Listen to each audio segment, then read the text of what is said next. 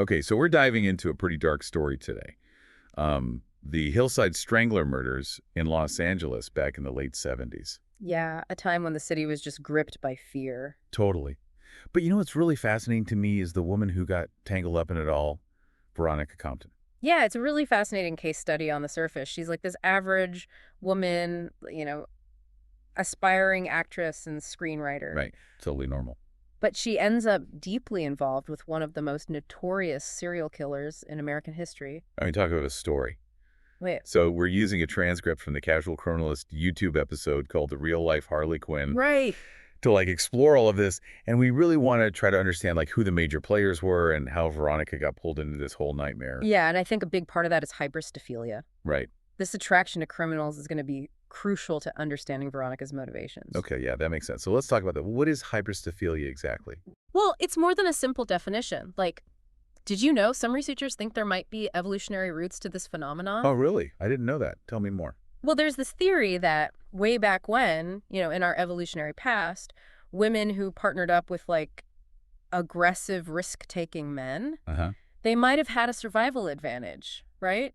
Interesting. These men, even with all their flaws, might have been better at getting resources and protection. Okay, I see. So this primal instinct could be like misfiring in modern times, Right. leading some women to be drawn to men who embody those same dangerous traits, even if those traits manifest as criminal behavior. Exactly. And it's important to note that hybristophilia exists on a spectrum. Right. At one end, you have those Priscum groupies, the ones who write letters and send money to incarcerated criminals. Yeah, I've heard of that. And then at the other end are individuals who actively participate in crimes Wow. alongside their partners. Okay, so that's a lot to think about. So let's get back to Los Angeles, 1977. The city is terrified as young women are being murdered, and the killer or killers are dubbed the Hillside Strangler. Yeah, because the bodies are found dumped on the hillsides around the city. Right. The fear was palpable. Everyone was on edge. The police were initially stumped. They had no idea they were dealing with not one, but two killers. Right. Kenneth Bianchi and Angela Buono? Cousins. Cousins? Who had a long history of petty crime. Right. But then things escalated dramatically. When they started kidnapping and forcing teenage girls into prostitution. That's awful. Can you talk more about their partnership and what made them so dangerous? Well, what's really disturbing is the power dynamic between them. Buono, the older one, had a history of violence and misogyny. He essentially molded Bianchi, who was younger and more impressionable, into his accomplice. So Buono was like the mastermind. It seems that way. The dominant figure who corrupted Bianchi. Yeah, and their crimes, the way they carried them out, reflects that dynamic. Yeah. They would impersonate police officers to lure their victims, then subject them to horrific torture before ultimately strangling them. God, just a level of brutality is so hard to even comprehend. It speaks to a profound lack of empathy and a sadistic pleasure derived from inflicting pain. Right. They really seem to enjoy the power they held over their victims. It's just chilling. And then into this horrifying scene walks Veronica Compton, an aspiring actress and screenwriter. She's trying to make it in Hollywood. She carried her own baggage, right? Abuse, illness, a troubled relationship with her father. Absolutely. And as we talked about earlier, that might have made her especially vulnerable to someone like Bianchi. Right, exactly. Those past traumas can create a deep need for love. Acceptance and security. Sense of security. Exactly. And these are the vulnerabilities that someone like Bianchi, a master manipulator, could exploit. That's precisely what happened. Veronica, wanting to write a play about a female serial killer, decides to reach out to Bianchi in prison for research. And here's where that hybristophilia might be taking hold. Okay. She's drawn to Bianchi not in spite of his crimes, but because of them. Wow. At the darkness, the notoriety becomes a source of fascination for her. So she initiates contact, and Bianchi, ever this schemer, sees an opportunity. Right. Instead of providing factual information about his crimes, he starts weaving this whole narrative, playing on Veronica's desire for a protector figure. So he's manipulating her. He's manipulating her. He presents himself as a misunderstood soul. A victim of circumstance. A victim. Yeah. And Veronica, with her own history of trauma and her romanticized view of the criminal mind. She falls for it. She falls for it, hook, line, and sinker. It's classic manipulation. He turns the tables, makes himself the one who needs rescuing. Wow. And Veronica falls for it. She becomes so enthralled by him that she starts referring to him as her master. Wow. She's fully immersing herself in this dangerous dynamic. And Bianchi sensing her devotion and recognizing her as a potential pawn. He comes up with a plan. A plan so outlandish. So audacious. So audacious. It's almost unbelievable. He wants to manipulate the investigation, create the illusion that the Hillside Strangler is still out there. And he needs Veronica to be his instrument. He wants her to commit a murder. In Bellingham, Washington, where he had been arrested for 2 other murders. Oh, wow. It was supposed to look like a copycat killing, throwing the police off his trail. It's such a harebrained scheme, but he convinces her that it's their ticket to freedom. Unbelievable. He even tells her to leave his semen at the crime scene. Oh, my God. Which just speaks volumes about his control over her and her willingness to please him. Yeah. And he has her fake confession from an actor and mail it to the police. He's trying to manipulate the evidence. He is. It's a clear sign of his desperation. So Veronica, fueled by this mix of infatuation drugs and Bianchi's twisted instructions, sets out to fulfill her role in this, like, macabre play. And she meets Kim Breed, a single mother working at a bar, and using her charisma and the promise of a good time, lures her away. The contrast between Veronica and Kim is just striking. Right. You have Veronica caught up in this web of fantasy and manipulation, and then there's Kim. Yeah. Just an everyday woman trying to make ends meet, totally unaware of the danger. Yeah. It's a chilling reminder that these kinds of encounters can happen to anyone. Yeah. And the consequences can be devastating when a predator crosses paths with an unsuspecting victim. So Veronica, in a haze of cocaine and alcohol, takes Kim back to her motel room. And this is where the narrative takes a really dark turn. Right. Veronica, playing on Kim's trust, convinces her to participate in what she calls joke bondage photos. But the line between fantasy and reality blurs. As Veronica starts strangling Kim with a rope. It's terrifying what was going through her mind at that moment. Right. Was it all part of Bianchi's plan, or had she just become so lost in her own delusions? It's hard to say for sure. The drugs, the manipulation, her own psychological vulnerabilities. It all culminated in this act of violence. And thankfully, Kim manages to escape. But Veronica, still under Bianchi's influence, follows his instructions and mails the fake confession tape to the police. That's the move that seals her fate. It does. It leads to her arrest and the unraveling of Bianchi's elaborate plan. But the story doesn't end there. It doesn't. Both Veronica and the men behind the Hillside Strangler murders still have a long road ahead of them. Full of legal battles. Psychological twists. And maybe even glimpses of redemption. We'll dive into all of that and more in the next part of our deep dive. Stay with us. Last time we left off with Veronica behind bars, facing the consequences of her actions. But her story takes some unexpected turns while she's in prison.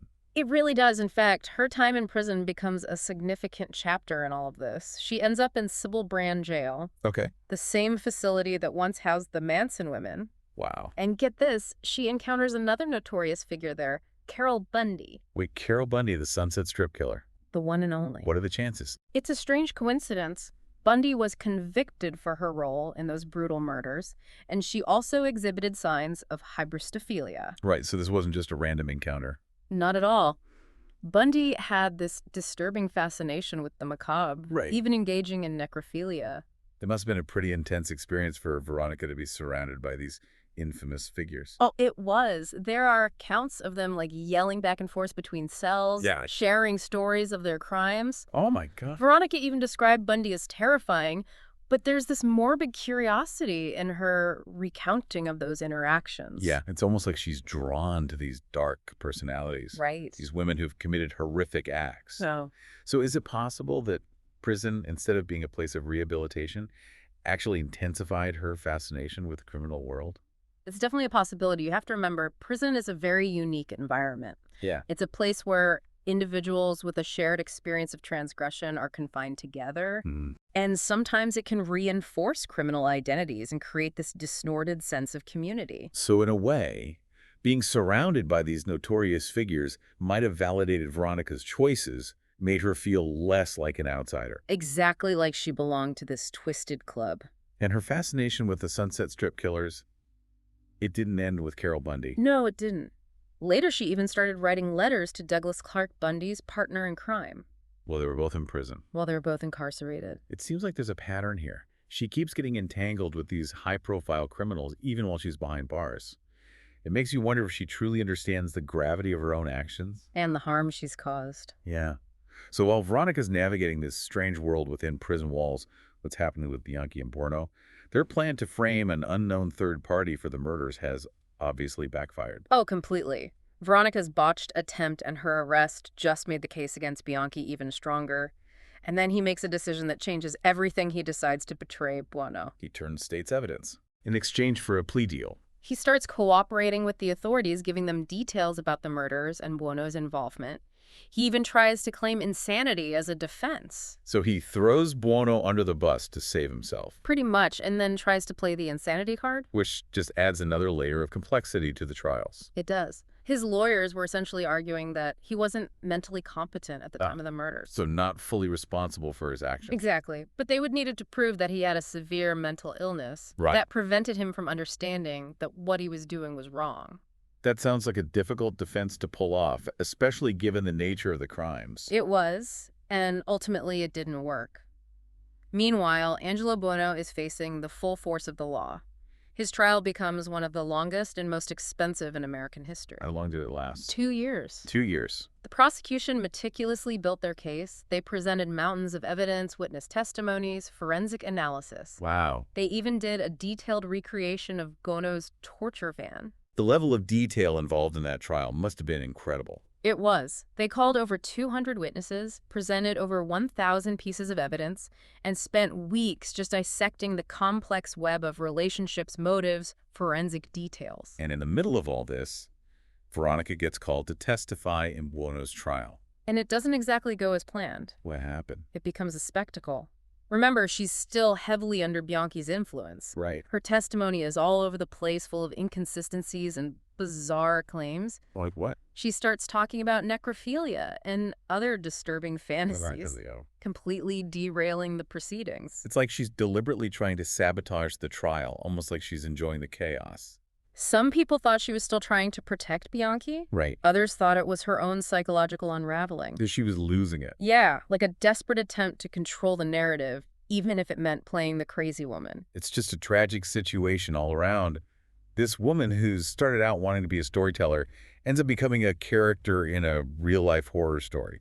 And despite Veronica's unreliable testimony, the prosecution presents a very compelling case against Buono. Right, they laid out all the evidence. They detailed his history of violence against women, the meticulous planning involved in the murders, and the overwhelming forensic evidence linking him to the crimes. So in the end, despite all the twists and turns, justice is served. It is. The jury finds Buono guilty of 9 of the Hillside Strangler murders. He's sentenced to life in prison without parole. Wow, and what about Bianchi? He gets a life sentence, too, as part of his plea deal, but with the possibility of parole after serving a minimum of 30 years. And Veronica? She's convicted of attempted murder and sentenced to life in prison with the possibility of parole after 12 years. So what happens next? Does she just resign herself to her fate as a convicted criminal, or is there some hope for her? Well, let's just say Veronica Compton is full of surprises. Okay, so last time we left off with Veronica serving a life sentence for attempted murder, and you were saying that she had a way of turning even the darkest situations around. She did. While she's in prison, she gets some news that really hits her hard.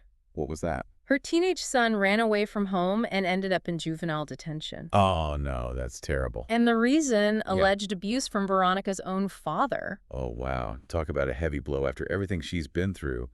To learn that her son is going through something so similar to her own childhood trauma. It must have been devastating.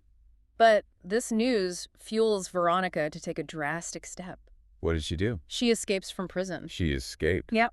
That's incredibly risky. Yeah. It makes you wonder if she had a plan or was just acting on impulse. It seems like a mix of both. There was a plan to meet her son in Arizona, but it was also this desperate, almost instinctive reaction to protect her child. It's like those same protective instincts that she seemed to crave from figures like Bianchi. Exactly. But as you might expect, her escape attempt doesn't go so smoothly. Right. The FBI is probably on her trail. They are, and they catch her before she can even leave the state. So what happens? 2 more years added to her sentence. Oh, wow.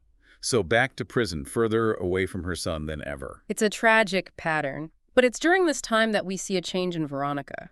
Really? How so? After the escape attempt, she's finally allowed to have contact with her son.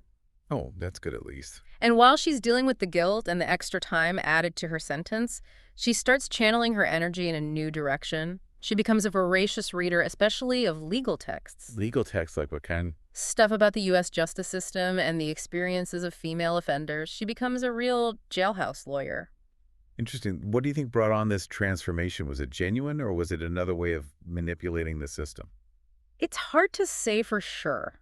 On the one hand, it could be seen as a genuine attempt to understand the system that imprisoned her, find ways to advocate for herself and other women. Right. But on the other hand, Yeah, she's always been good at playing roles at crafting narratives that serve her purposes. that's true. So it's possible she saw the law as another tool to wield in her quest for control. So she's studying law, and then what happens? Well, she goes to this lecture by Professor James Wallace, a legal expert who's speaking at the prison. Okay. And this meeting turns out to be a huge turning point for Veronica. Really, why? She's completely captivated by Wallace's lecture. Huh. She writes to him afterwards. Their letters quickly develop into a personal connection. Even a romance? Even a romance. Wow, a romance with a professor while she's still in prison? What was that relationship like? It was complicated and pretty controversial, for sure. No. Wallace was married and significantly older than Veronica, but he becomes totally infatuated with her. And what about her? What did she see in him? It's hard to know for sure, but he visited her regularly, supported her legal battles, and helped her prepare for her parole hearings. It makes you wonder what drew him to her. Could this be another case of hybristophilia, this time from his side? It's definitely a question worth asking. Huh. There's no evidence that he was attracted to her because of her crimes, but you can't ignore the power dynamic. Right, the successful professor and the vulnerable inmate. Exactly.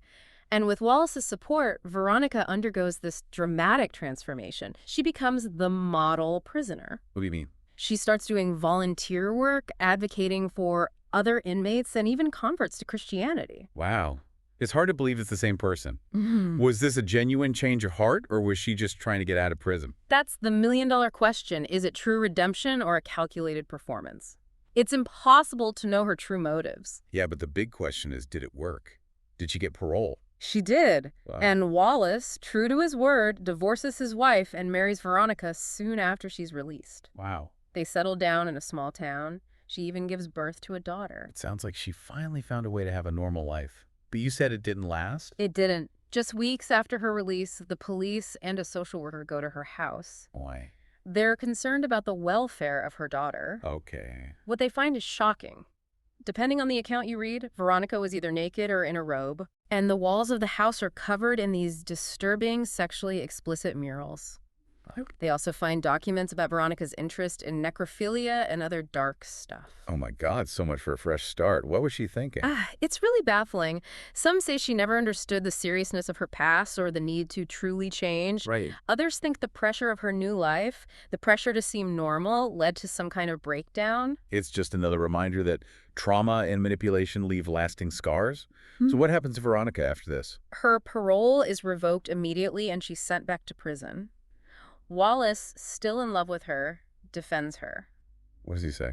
He says the murals were a joke and the documents were misinterpreted. But it doesn't work. No, the damage is done, so it's back to square one for Veronica. But you mentioned she wrote a book in prison. What was that about? Yeah, she writes a book called Eating the Ashes, Seeking Rehabilitation Within the U.S. Penal System. And what's it about? It focuses on the challenges women face in prison and the potential for reform. It sounds like she's using her own experiences and her legal knowledge. But does she talk about her own crimes? Interestingly, no. She avoids talking about her own case directly, and instead presents this broader argument suggesting that a lot of women turn to crime because of past abuse from men. So she's still trying to control the narrative even in her writing. It's up for interpretation. Some might see it as a genuine attempt to highlight systemic issues that contribute to female criminality, Right. while others might see it as a calculated way to shift blame. So Veronica Compton, what ultimately becomes of her? She serves more time and is paroled again in 2003. As far as we know, she stays out of trouble, keeps a low profile, occasionally posting her art and music online. So she fades into obscurity. Pretty much her relationship with Wallace seems to fizzle out and she disappears from public view. It's a quiet ending for a woman who led such a chaotic life. It really is. The whole story is both fascinating and disturbing. It is. What stands out to you the most about Veronica Compton's journey? I think it's the way all these different factors combine to shape her choices. The trauma, the manipulation. Exactly, and those fleeting moments of both darkness and apparent redemption. It's a reminder that even in extreme cases, human behavior is never simple. It's a tapestry of influences, motivations, and consequences that are impossible to fully untangle. Veronica Compton's story leaves us with more questions than answers. It's a reminder of the power of manipulation and the enduring effects of trauma and the blurred lines between being a victim and being a perpetrator. It also makes us think about the possibilities and limitations of redemption, and ultimately leaves us pondering the complexities of human nature and the choices we make when confronted with darkness.